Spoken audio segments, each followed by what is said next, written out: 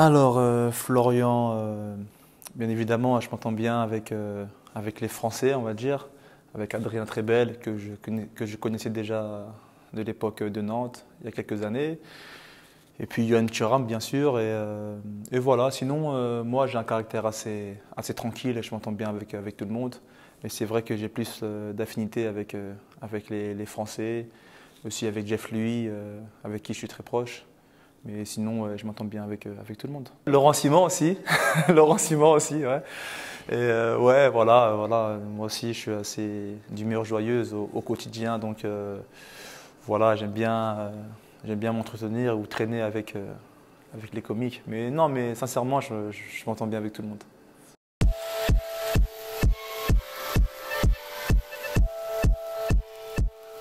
Dans ma jeunesse, j'étais très fan du PSG, donc j'aimais beaucoup les joueurs du PSG. Ma première idole, on va dire, sur le terrain, c'était Valdo, un Brésilien qui joue au PSG, un numéro 10.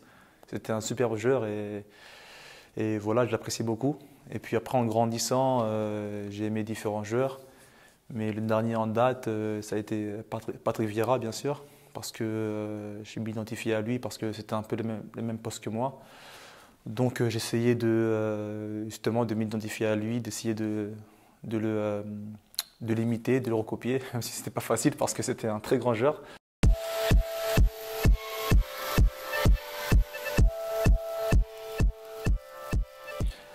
Bah, Liège, c'est une très belle ville, sincèrement, c'est une ville qui me plaît beaucoup. Ça me fait penser un peu à la France, c'est les styles de villes comme Nantes ou même comme Paris, avec la Meuse au milieu qui traverse la ville. Franchement, c'est agréable, c'est une ville agréable à vivre. Voilà, habituellement, j'aime bien me promener avec ma famille ou mon fils, voilà, dans les parcs, les différents parcs, ou même à côté de l'école de mon fils, il y a des parcs sympas, donc j'en profite des fois pour m'arrêter, pour traîner un peu. Et ouais, c'est une ville assez sympa, donc je me sens pas trop dépaysé par rapport à ça.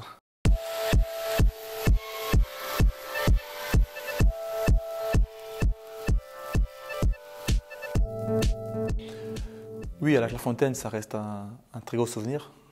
C'est vrai que c'était un documentaire assez particulier parce que justement le réalisateur nous suivait au quotidien pendant 3 ans. C'est vrai qu'au début, on fait attention à ce qu'on fait, à ce qu'on dit, mais c'est vrai qu'au bout d'un certain moment, la caméra, on l'oublie. Donc on se lâche et on ne se rend même pas compte. En plus, on était jeunes, on avait 13-14 ans, on était en pleine adolescence. Et voilà, quand on revoit les images aujourd'hui, c'est des beaux souvenirs. Moi, en tout cas, j'en garde des très beaux souvenirs.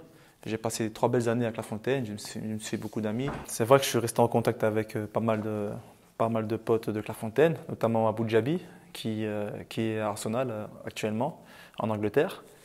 J'ai un peu aussi Hatem Ben Arfa, mais pas régulièrement, parce que c'est vrai qu'il est assez occupé, lui, il est assez, on va dire, dissipé.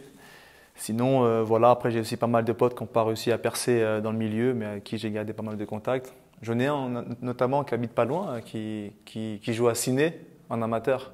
Il s'appelle Jonathan Coquel.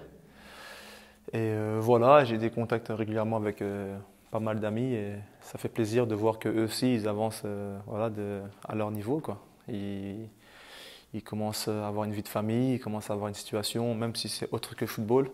Ça fait plaisir parce qu'on commence à devenir des hommes et je pense que c'est le plus important.